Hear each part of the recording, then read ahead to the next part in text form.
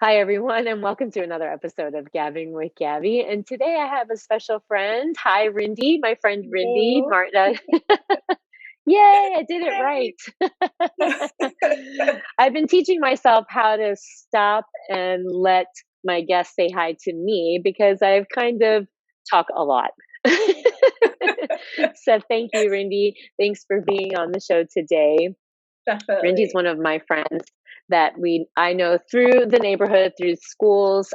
We're in a book club together, and she's an amazing mom. She's an amazing volunteer. She's an amazing person in our community. She's always at the school doing something to support her kids and the kids as a whole. She is an in-home service provider, right? And she's also a birth doula, and she's also an activist. So she really does a lot of things. The in-home support services provider is because of her son Soren.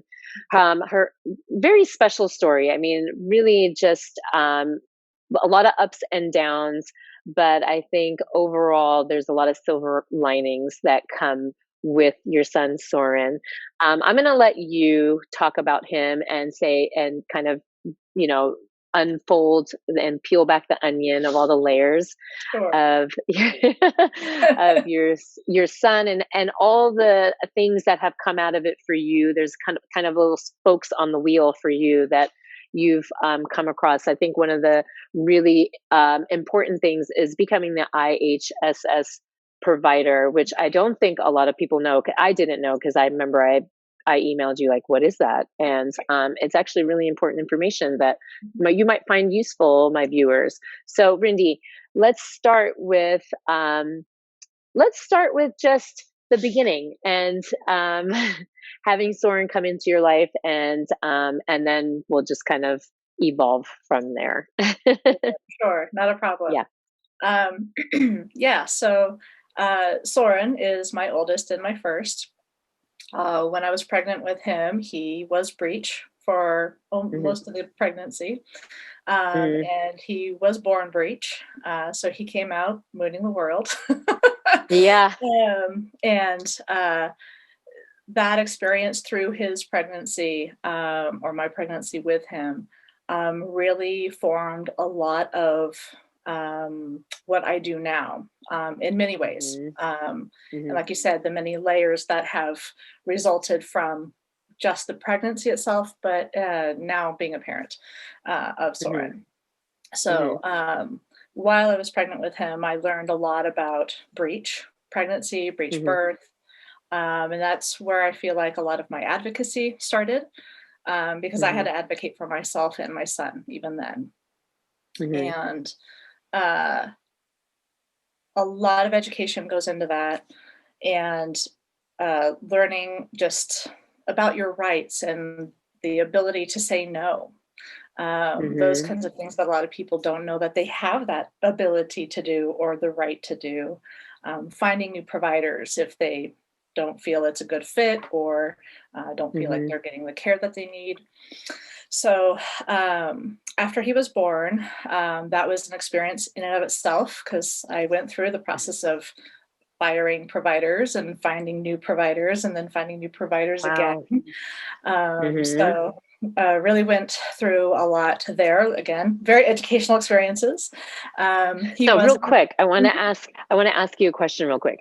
Um, when your baby is breech, Yes. what is it that the hospital wants to do? Sure. I want to Yeah. clarify So that because um, I don't know if people know that part, or just right. to clarify what we're heading into. Yeah. Definitely. So, when your baby is breech, that means instead of being head down at term, Hmm. your baby is usually head up, and Hmm. that it can be bum first or feet first. So that would be the first presenting part if you're to give Hmm. birth vaginally. About a little over 20 years ago now, there was, I call a very flawed study that came out that really changed the course for breech birth, not just in America, but in the whole world, throughout the whole world. Hmm. And pretty much overnight, breech birth was then treated and approached, I guess, through cesarean. So if you had a breech baby, you were automatically sent to have a cesarean. With no, it's like you had no option, right? You're like, right. that's it. Your baby's breech. You're going to have to, yeah. This one study said this was the safest method for birth. There, of course, have been many other studies, and that same group did a follow-up study that actually negated their first results. So there's all that. Yeah. Not to mention, the however long we've been giving birth to breech babies before that. So unfortunately, the main issue was that they stopped training it in medical schools. So most people don't have that skill set anymore. So, oh, wow. I didn't even know that part. Okay. Yeah. So they really just try and eliminate it altogether, any kind of giving vaginal birth to breech babies. It's just like, nope, no option. You have to get a cesarean. Right. And of course, that's, very surprising to many people. But I think when it comes to the medical field, if you know that it usually takes about 16, 17 years for any new evidence to really be implemented and become a standard of care. The fact that this happened in months after the study was published is shocking. It's almost a medical field. So, it's one of those. It's surprising how quickly it took effect, and the repercussions of it have been enormous. So, the latest statistic is of the 33 or so percent cesareans that happen here in the U.S. So 33% of births in the U.S. are cesareans. Of those cesareans, about 11, 12% are due to breech presentation. So those are the numbers. So I thought, I did my research. I talked to several different providers. As I term it, got lucky and had a provider that would be called an old school doc who had done it for decades before and just happened to be at the place that I was at the time. And I was able to give birth vaginally to Soren. So a very hard fought experience. And can I ask you real quick, how what was your drive to, I definitely know I don't want to get a cesarean and I want to have this vaginally. So what was your drive for that? Knowing, this goes back a little bit further. Okay, sorry. No, not at all. So even before I was pregnant, I had done research about birth and pregnancy. My master's thesis was working with postpartum women. And I had some knowledge behind coming into this experience as a parent. Okay. Also knowing how to read the research. So I, just a matter of course and habit, really, it's like, I have this, the situation. I want to learn more about it because I don't feel like the doctor's telling me everything. And so I did my research and I was reading all the breech research and I was coming back to him with questions and going, but according to these studies, it wasn't well received, unsurprisingly. And I wanted that. I wanted a home birth, to be honest. I wanted, I know that. Birth center birth, and I wanted an unmedicated experience. And so having a breech baby kind of throws all that out the window, and you're just like, can I have something? So you were just very curious, and your curious mind led you down this path to start, these things that you started uncovering, going, oh, wait a minute, I don't have to do this. Real quick to share something with you. With Elijah, he was, my water broke 3 days shy of 37 weeks. And I was at the birthing center down there on 4th Avenue. And they were very clear at the beginning that it has to be a full-term healthy baby mama. Otherwise, they have to go to the hospital. So when his water broke, I was like, no. Yeah. And so I felt like I didn't have any choice because my care was there and they were very clear with their rules. And so I went there, and UCSD was great. I'm not complaining about them at all. They really honored what I wanted. It was long. But when I got pregnant with Kaya, I just knew I'm not going to a birthing center, and I'm not going to a hospital. I'm just going to do it at home. And I found these two really amazing midwives. And, of course, they ask your history and everything. And when we told them about our water breaking so early, they were like, that would have never happened with us. Because in the end, Elijah wasn't ready to come out. Yeah. And it was, 24 plus hours. And it was a lot of forcing him to come out, and Pitocin and things like that. And in the end, in hindsight, of course, I didn't know enough. First time pregnancy, first time mom. Yeah. And I'm just doing what I was being told. But going into it with Kaya, it was like, I'm definitely doing things different, because now I know more. He didn't have to be forced out. We could have played it very safe and very careful. And I wish I would have found those ladies, but it is what it is. But yeah, you do almost feel like you're at the mercy of, I don't want to say, these people that obviously you're trusting, and you're thinking, well, they know more than me because this is their profession and this is their specialty, but you do have choices. Exactly. Yes. Which is what you found. So let's get back onto track. So exactly. Yeah. You found this old school doctor, right? Who is willing to follow your plan, and we'll go from there. Yeah. Yeah. So, there were some compromises I had to make, but to me, they were worth it for what I was able to do with Soren. He ended up in the NICU for a week, and it looked really funny in the NICU as a full-term baby amongst all these little preemies. He looked like this giant. Right. But he did well. He was released, thankfully, and after that, he was a fairly normal baby. But after about 3, 4, 5 months, we started noticing some of the, gross motor milestones that he wasn't hitting, and started taking him to the doctors to be assessed, and everything came back normal. All the blood work was normal. And he was 2.5 before he was finally diagnosed with cerebral palsy. There's a whole spectrum, as with many other diagnoses, that you could be on one end where, you've got these global delays and global issues. And then on the other side, it's, in this case with Soren, it's a physical disability, a motor disability. So he's cognitively otherwise normal, maybe even a little on the smart side, but, a little too smart. Right. Well, his mama and his papa are pretty smart people too. So yeah. Thank you. Yes. But yeah, so for him, it's the physical part of life, and so with that came all kinds. I mean, he was already receiving therapy by 9 months old. So he's been in physical therapy since about 9 months. He's now 12. And of course, all the other extra doctor's appointments for different things, for orthotics. He, a couple of years ago, had surgery for the first time, just all the things that go with that, just all the additional coordinating. Full-term care.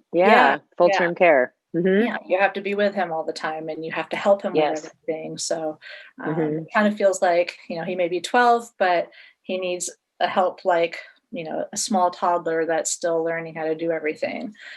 Sure. So, yeah, there's a lot to that. And that eventually led to us finding out through the San Diego Regional Center the option for in-home support services, which at that point we hadn't even heard of, amazingly. Wow. Even as connected as we were with therapists and doctors and nurses and the regional center, even before schools, nobody had mentioned this. And it just happened to be it's like a giant secret, right? It felt feels like it really did.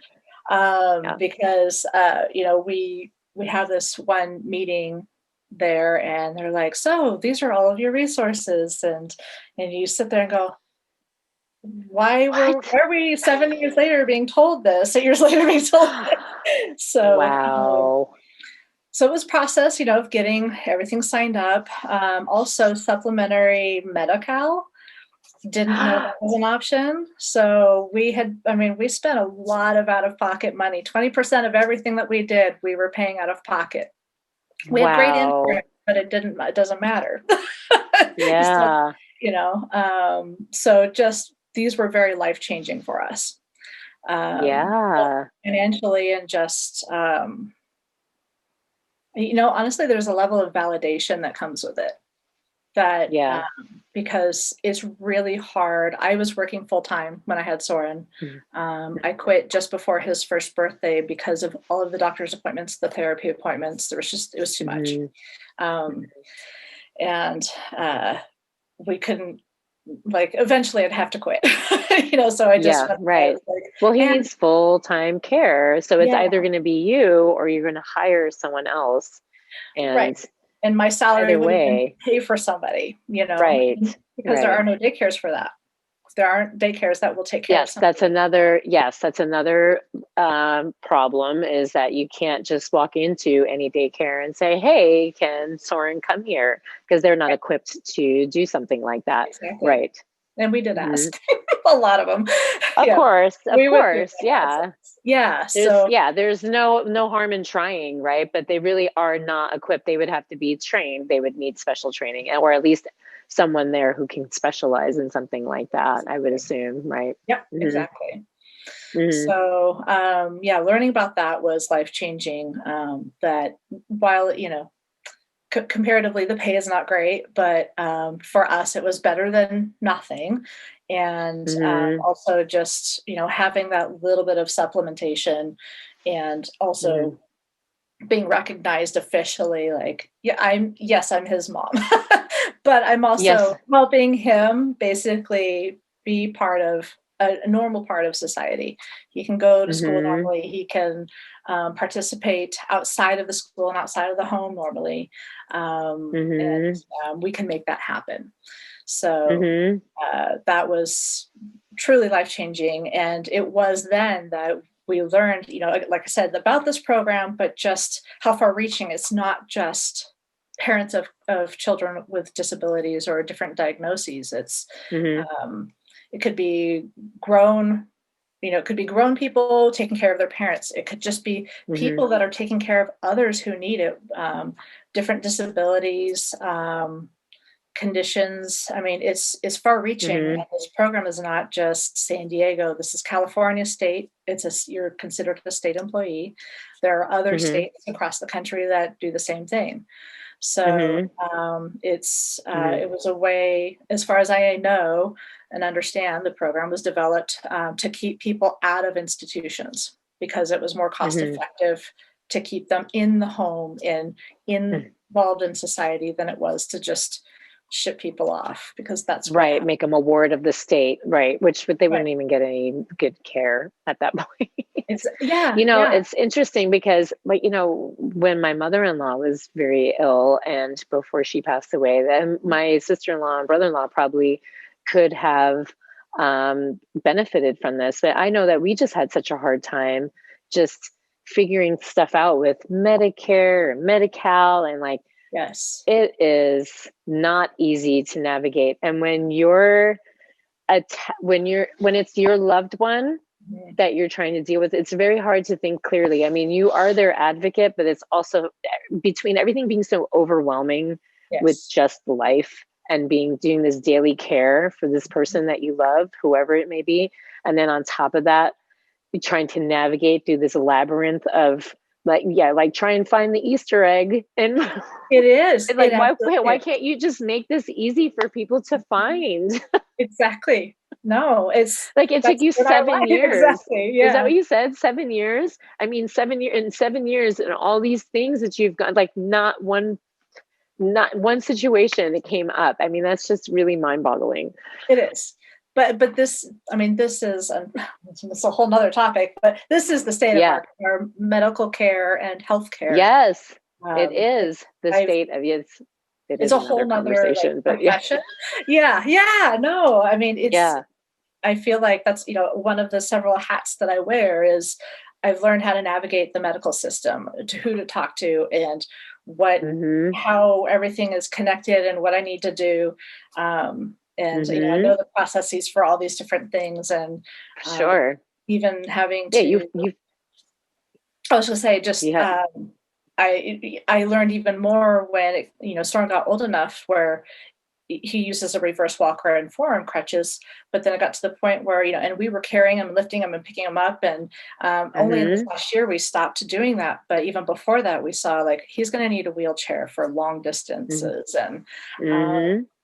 and getting the approval for that from the day we said we need that, and his therapist put in an order for it. His pediatrician signed off and wrote a prescription, Oh and my it did gosh. not get authorized. What? Surprisingly. Yeah, so With all the information that they have, I mean, his diagnosis alone should be enough information. It really should. It shouldn't even, I don't know who's looking at, I'm getting mad now. I don't know who's looking at this paper. You yes. really are a saint, because I would be on the floor crying out of frustration. But I mean, just his diagnosis alone should be enough. The fact that you have to do physical therapist and the pediatrician and this thing and that thing, and is it still not authorized, or how many months later is this now? So we went through, see, we started, it was like June, July of 1 year. Oh my It took gosh. several months to get to the authorization process. And so when your medical group Wow.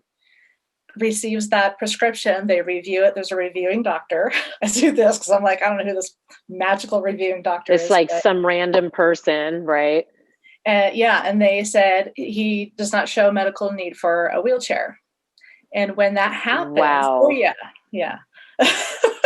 It's almost like, can I send you a video? Like, I have lots of videos that I can send you of my son. Exactly. Well, they had all the evidence. I mean, we've been with I this medical know. group for the whole time, and even the therapists and the doctors, his pediatrician, everybody was shocked. They didn't understand why. Yeah. But I Yeah. learned that you can't then just appeal to your insurance. Okay. They say, well, your reviewing doctor denied it, so therefore we deny it. But Oh, that part took months. And so I had to wow. appeal to the state. Oh And my gosh. so I had to appeal up to the state level. There's a managing board for HMOs that I had to Oh appeal my to and gosh. write this whole basically like grievance. I looked up all kinds of terms for laws and everything like that. So I had to write up Yeah. this whole appeal and Wow. get it submitted. Of course, they take months to review, but they overturned Mm. the denial. Wow. And so from the date we started to the day he actually got a wheelchair was 18 months. Oh my. And that was fighting and learning who to talk to, just learning Yeah. how does this all work, and How do you navigate? fighting it. And Yeah. it's a full-time job. So how could you Yeah. have another job? I mean, that alone, fighting insurance companies to get the care that your son needs, is a Mm-hmm. full-time job. Mm-hmm. So, I mean, Oh yeah. you do have to have something to compensate you somehow. But then I can see now why you say it's a little validating, because, Yes. I'm working so hard to like have these victories, you Yes. know? Yes. Yeah. Yeah. So Wow. yeah, there's a lot that goes into that. I don't wish this on anybody at all. No, It's really, I mean, aside it's from time, hard. it's exhausting, but Mhm. I try not to complain about it just because You I never know I'm complain. not I've never heard you complain alone. once. No. And Yeah. you're not alone, because there's definitely a lot of parents out there. I've one of my very first interview was with my friend Emily Dalton. You can click on her Yeah. video up here, and she's a special needs activist, parent advocate, I should say. And Yeah. she's has a son with Q22, and so very similar story, like, but in her husband's in that kind of a field. And Okay. so it was just a lot of, you know, learning by by mistakes and by living it. And Yes. so Yeah. she's part of this, San Diego families and created a big resource. So she's a big part of that. But yeah, same story, same thing. It's just you're learning as you go, and Exactly. yeah, and you want to do the best that you can. And your son, there's no stopping him. I mean, he participates in everything. He's like We try. like Sometimes maybe yeah, we don't want to, but we're like, no, try it anyway. He usually yeah. enjoys it, so it works out. And he's always smiling. He's always happy. He's like, there's just Yeah. I mean, is you can tell he's just full of joy, and you guys are full of joy. I mean, even with a lot of the things that are going on, none of that shows. I mean, there's just a lot of love around there. So know that that's what's going out. Like when you say, I try not Oh, good. to I'm complain. glad. I've never heard you complain. You guys, I mean, you're still living life, and you're not letting it get you down, which Right. is refreshing to see. Yeah. Yes, So absolutely. some more stuff has come out. Yes. All right. It doesn't just stop there. No. Yeah. So go ahead, keep Oh, going. yeah, I was gonna say, so that's like one facet, right? And then Yes. the other thing, that as a result of my experience with being pregnant and the birth of Soren, and even postpartum as well, Hmm. I we had heard about birth doulas before. And I Hmm. became really good friends with my childbirth educator, who happened just to live here in Mira Mesa as well. And Oh, funny. so I stayed in contact with her, and we just kept talking about stuff, and I just could not get enough. It was one of those, like, I can't get enough information about birth, the history of birth, and how we've birthed in the US. And just like, I just couldn't get enough. So I just kept reading more and more, and being like, oh man, I want to do something about this. And it was her Hmm. suggestion, my former childbirth educator, who had said, you should be a doula. And I was like, oh, I don't know. That's a big deal. I just wasn't sure if, I was, fit for that kind of thing, if I was that cool, I guess. It was just like, that's a lot to be invited into that space, and to be part of that experience Hmm. is very Hmm. much a big deal. Yeah. And so, I looked into it, and then I went ahead. I was like, I'm gonna jump in and do this, because I, should be able to make this work with a small family. And I wasn't pregnant with Sasha yet, so Yeah. yeah, I went ahead and got trained and got certified, and have been doing it. I just realized a couple of months ago, see, August will be 10 years that I've been a Oh, doula. It's wow. crazy. It doesn't seem like it's been that long, but yeah, it's been a wild ride. But that's something that kind of came out of that experience as well. Hmm. And it's been amazing. It's something that I love to Hmm. do, and love to be able to take what I've learned, both through my own personal experiences, as well as just being with other people and what I've learned, and help Hmm. people along on that journey. So Yeah. It's pretty it's magical to be it there is. in the room when someone's having a baby. It's just, and that you could be a part of that, and you're helping and coaching, and you're Yeah, holding the space. It's pretty awesome. it is. It's like, I'm just thinking, like, it still gives me goosebumps. It's just one of those things, Yeah, like, it's incredible. that's And what it you were feels meant to do. so accomplished. Like, I feel so accomplished when my client is like, look what I did. It's like, I know. Yeah. So cool. So yeah, Yeah, it's you like, did it. I Yeah. knew it. And Yeah. you just had to come to the point that you knew that. So yeah, it's Yes. really wonderful. Yeah. Yeah. And when you were pregnant with Sasha, did you have any of those other things going on? Was he breached? Did any other Mhm. concerns with him? He was breached as He well? was breech as well. Oh, wow. Right. Yeah. He happened to, uh, so having gone through that the first time with Soren, there's a lot of Hmm. stuff we tried again, with spinning babies, all kinds of different ways to try to turn the baby. We did them. And with Sasha, he, it was about a week before he was actually born, he Hmm. finally turned head down.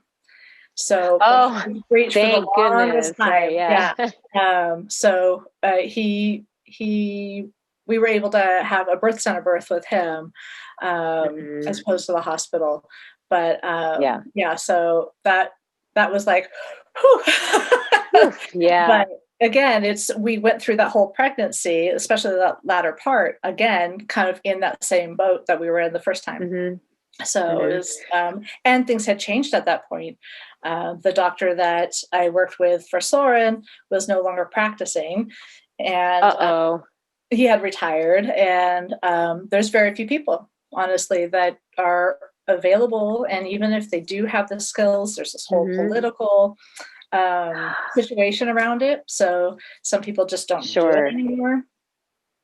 So a lot of So like, is the fear that if you're having a breech baby that, I mean, the ultimate worst thing that's going to happen is you're going to die or your baby's going to die. Is that kind of the fear that they're put? Because to be honest, yeah, I know, like, you just know, being pregnant, like breech, a big no. You got to get that baby to turn around. You got to get that baby. That's what they tell you, right? Elijah was sunny side up. He wasn't breech baby, sunny side up, right? right. But uh, but I mean, is that what they make you believe? Because that's kind of what I think is like, you're in danger, the baby's in danger. Right. Yeah. There's a lot of fear, for several reasons. It could be just the provider doesn't have a lot of experience, which often more and Yep. more these days is the case. Yep. You fear what you don't know or don't have Mhm. experience with. Even though, there's this whole thing that some other doulas and some midwives that I work with, who are also breech moms, that Mhm. we kind of joke with. It's like breech happens. There are surprise breaches. Yep. People that come in, baby's been head down, and suddenly they're presenting with their bum. And what do? You Mhm. have to have the skill set no matter what. So Right. unfortunately, the case is most people don't. And so there's that Mm. fear of just lack of knowledge, and lack of training, unfortunately. Mhm. And also, the liability, like, should anything happen, I'm going to be sued. So I just want Mhm. to avoid it, and we'll just do, as obstetricians, they're trained surgeons, so they're trained in surgery and cesarean, and so they're Wow. they're good at that, and that's a lot easier. It's more controlled, right?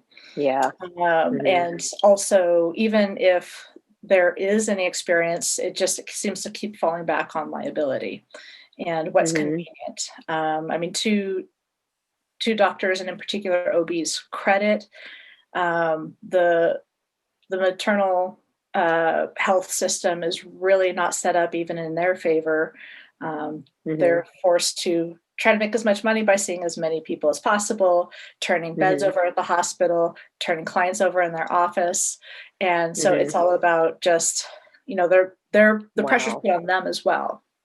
Yeah. Um, Yeah. so it's unfortunate, and of course that affects patient care, patient's Mhm. experience, and Mhm. also just how what the outcomes are. Mhm. So Mhm. just sat in with just yesterday, with same midwife I've been working with for several years now. We co-founded a resource for breech parents, breechbirthsandiego.com, for this Oh, reason, cool. Yeah. because there's so little information out there, and you can Google. There's lots of stuff out there, and spinning babies Mhm. is also another wonderful resource. Uh, Mhm. but one thing that we had this get together with some breech parents that are Mhm. currently pregnant with breech babies, and one of their big complaints was, I feel so rushed, I don't feel like I can ask any questions, and then we also have a breech baby, so I have additional questions and would like Mhm. more information or resources for things, and they feel like they're just kind of shoot out the door. And so Mhm. it's tough.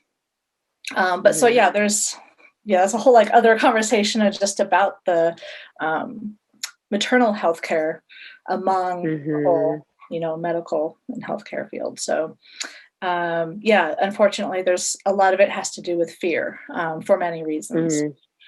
Yeah. Uh, So then they push you to just do the what's easier and more comfortable for them.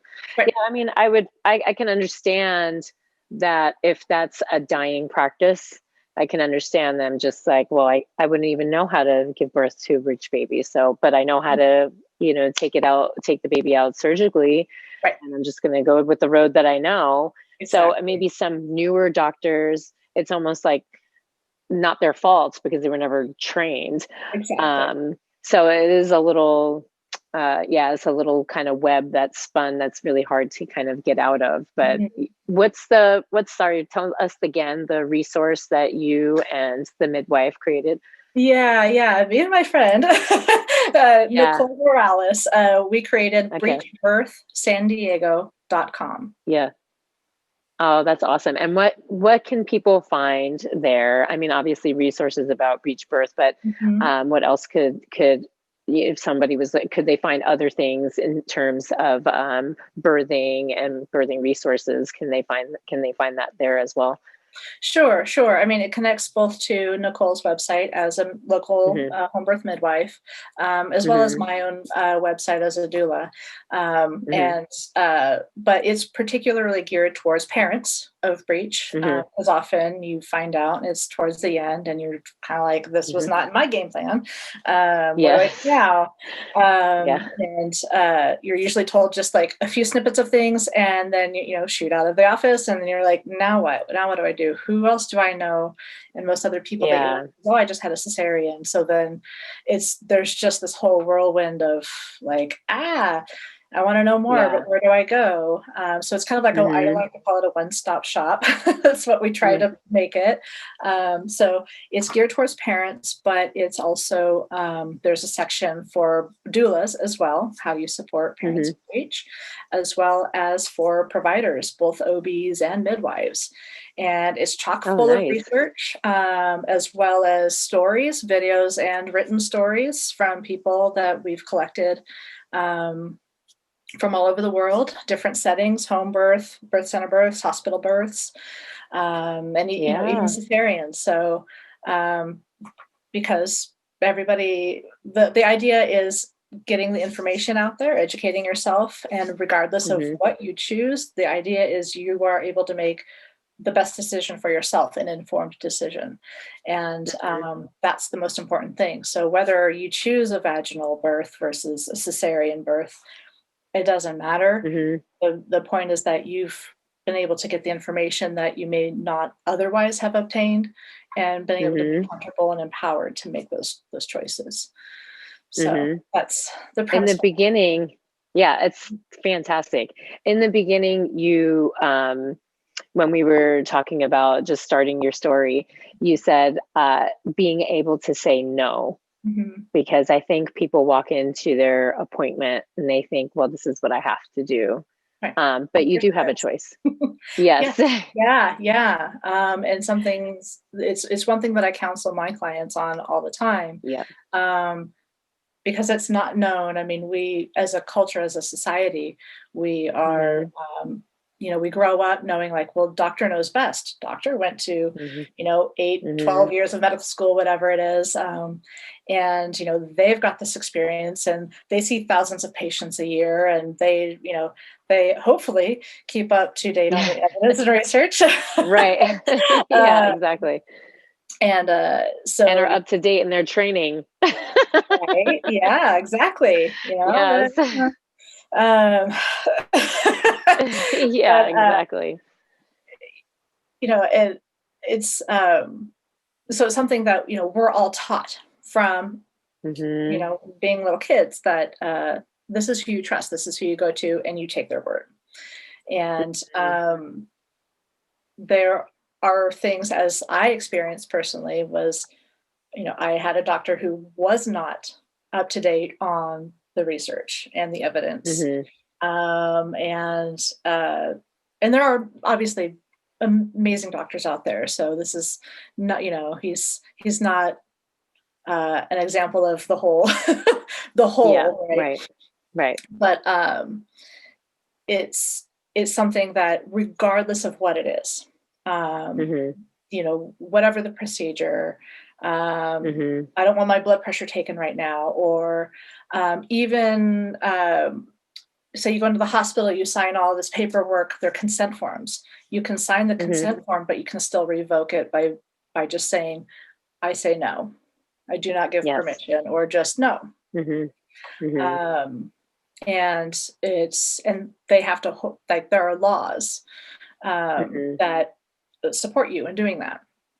So you have revoked your consent. It's not, you have not consented to that intervention or that procedure, and they are not supposed to, they're supposed to stop. Yes. And a lot of people don't know that. They said, well, I think people are scared. You go oh, in there and you're scared. And like you said, doctor knows best. It's like so important as a patient that you have an advocate there with you, because yeah, just like we were saying before, like you're so involved. It gets overwhelming. Just whatever, let's say you're going in for whatever treatment and you're going in, you can't think straight. right, And here's someone sitting at the other end of the table saying, you have to do all these things. This is it. This is your only option. You have to do this. And you can right, say no. And you're entitled to a second, a third, a fourth, a fifth opinion, exactly. until you And ask find one that questions. works for you. And ask questions. Yes, You are yes, allowed to ask lots of questions. yes, Yeah. yes. Go in there with a pad filled with questions, because you won't remember when you're in there. My friend used to Exactly. do that. Yes. Yeah. My best friend, she was so organized about everything. And sadly, she passed away last May, but she would go in there Oh, with a list of questions. And she always took her advocate, mhm. her other friend who was her, medical power of attorney. She would show up and all her pads and write Yes, everything down. And yeah, yes. I mean, you have Yeah. to. And even Hmm. if say you're in the middle of labor, and Hmm. you can be in between contractions and be like, wait, you're asking me to do what, and what am I supposed to be doing right now, and why is that, what are the Yeah. I tell my clients, bring your brain, what are the benefits, what are the risks, what is your Yes. intuition saying, are there alternatives, and then it's Hmm. either next steps or what if we do nothing. Those Hmm. are things that you have to consider, and when you have all of those questions answered, that's when you truly have information, and you can make an informed decision. Right. But oftentimes you only get part of that information, especially in the moment. So Hmm. whether it's your partner there with you, or a doula, or even just a friend, whatever, it's important to have somebody that will help. Maybe not even speak for you, but remind you to ask the question. Um, Yes. Right. Advocate for you. Yeah. So let's go through some of these tools that we can share sure. with people. The first one is for the in-home Mhm. services. Yes. So how do people find that? Right. Let's Um, reveal the secret right now. right, exactly. I'm pulling back the curtain. Yeah, pull Um, back the curtain. yes. So in-home support services, Mhm, it's a state program. So it's run mhm, by California State.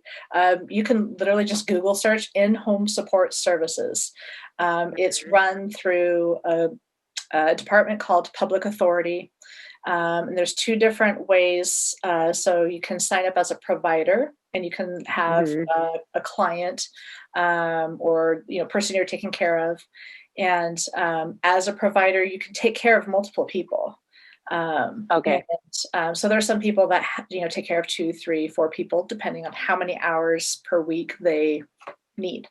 And Okay. other people are what's called, like I am, a live-in provider. So I'm Mhm, my son's parent. I take care of him. And mhm, there are others that are, going the other way generationally, whereas mhm, the son or daughter or whatever, who's mhm, taking care of their parent at live in. mhm. So Yes. all different ways of how this can work. Mhm, But you have to go through, just much like, you know, um, there's not much in the way of like training per se. It's more mhm, of background checks, going through like mhm. a half a day's training of, this is, the rules and regulations. These are things to be mindful of. Um, this is how you fill out your timesheet. I mean, stuff like that. Okay. Um, Okay. because often, again, a lot of these people are already doing the work. It's Mhm, just, mhm. let's make this official, get you in the system, and pay you for what you're doing. Right. Um, Right. and some people do this for, this is their living. This is how they, this is their work, which Mhm, is amazing. I bow down to the people that do this for, all these different mhm. people, because it's such valuable work and such a resource. And Mhm. It gives so many people in so many different situations, the dignity of being able to be at home and being Mhm. safe and supported and treated like people, as opposed to Yes. being in an institution or stuck at some sort of, hospital run, Mhm. whatever. It's really an amazing program for so many reasons and Mhm. for so many different people. And And the then, regional center is another great resource too for yes. any kind of special needs, right? That one's in San Diego. Mhm. I know lots of people who use that as a resource, and I'll share both those links in the description below. You were going to continue saying something else. Go ahead. I'm sorry. Oh, yeah, no, I mean, you're exactly right. I was just gonna say, as far as a client, going through the regional center was how we got connected, and it was Hmm. through them that the way I like to think of them is like they're this like central hub, and they are connected to Hmm. all these different things, and so people come to them like, "I need help, I need Yes. something," or "I need Hmm. this whole package of help," whatever that may Hmm. be for them, and they can go, okay, and they will send the information to these entities and get you connected Hmm. that way. And Hmm. because it went through the regional center, it's almost like, well, it's already approved. And Yep. that's how we got the supplemental Medi-Cal for Soren. Wow. And that's how we're able to do it. Because otherwise, we fall into this like I call it Yeah. limbo because it's like we make too much for Yes. most any social programs, but we certainly don't make enough to Hmm. to To be cover able it to ourselves. afford, tens of Yeah. thousands of dollars all the time. So, Yeah. it's, that this is where they find the people that fall into this limbo, especially. But Yeah. regardless of income, that is this person needs this help. Here's where you get this help. And because we've Mhm. connected you with these places and these people and these Mhm. organizations, you're going to get it. So Mhm. it's Yeah, really, that's a they're great resource. incredible. Yeah. Mhm. Mhm. So we'll put all those links in the description below. I'll also put the link to your resource website, Mhm. and if people wanted to pick your brain, Mhm. and because you're currently not taking clients right now at the moment for as a doula, but Mhm. you're a wealth of resources yourself. And you mentioned that you would be willing to answer any questions. So how can people get a hold of you to ask and maybe get some support and be directed to little secret things like this? Right? They're not secret, but they're just hard to find. Absolutely. Yeah. Yeah. As far as, birth work is concerned, anybody can reach me. I have my website, which is simply doularindi.com. Oh, I love it. Yeah, Yeah. and then email address is rindy@doularindi.com. Okay. So yeah, that's a very straightforward way to get a hold of me. Hmm. I also am managing and running the website for Breech Birth San Diego. So you reach out Yes. there, that's me. So Okay. All right. Excellent. Lots of ways yeah, to get a hold of you. yeah, Yeah. exactly. I find that people who have, and parents and caregivers who've done so much legwork and so much um, just kind of digging and working hard to find information, Yeah, that they are so happy to pass it on because they don't want anybody else to have to go through the things that they went through. And it's totally. like, if I can make it easy for anyone else on the planet, that they're so, yeah, here, Yes. take all my resources, please don't go through what I went through. Yes. I'm going to try and make it easy for you. So yeah, feel free if you're listening and or watching this show right now and enjoying Rindi's interview, and you're one of those parents and you feel like you're in that position, reach out to her, click on the links below, reach out, any of them. She's got several you can reach out to her and ask and try and make it a little bit easier for you and your family, and so that you can enjoy the time together and not feel like you're being just drugged down by all this, you know, this Administrative coordinative mess. minutia of, yes, Yes. yeah, it's just Yeah, crazy. It's just crazy. Thank you, Rindi. Thank you so much for your time. Thank you for absolutely. sharing your story. I was really excited to have you on here. I just know that, yeah, I mean, we've hung out at book club and stuff Yeah. together, and I just, your energy is amazing, and you're just such a caring, loving person that, I mean, you could be sitting there and not saying a word, but people definitely get that vibe from you. You know that you're just a very loving soul, and I'm very happy to know you, and I'm very grateful that you've shared your time and your story. Oh, absolutely. No, I appreciate you the same, Gabby, and everything that you're doing and helping to, really open up a lot of doors and windows for other people, Mhm. and connecting other people in different ways. It's really wonderful. Thank you. Yeah, that's what it's all about, right? We're here to Mhm. kind of help people. That I just interviewed a friend of mine, Jean, and she's like, she's all about community, and she's like, and Yes. you just want to help the community. If we all work as a community and help each other as community, we wouldn't have the problems that we do. I was like, right on. And it's life changing. It really is. Yeah. Yeah, it just makes a big difference. It really Yeah. So does. thank you. Thank you so much. And thank you guys for watching. And you can click on any of the links in the description below to reach Rindi. You can also go to my page and subscribe, hit the bell, all that good stuff that people say when you're on YouTube. And you don't have to watch us. You can always just listen in your ear. So that's just an option as well. So thank you for watching, and I'll see you next time on Gabbing with Gabby. Bye.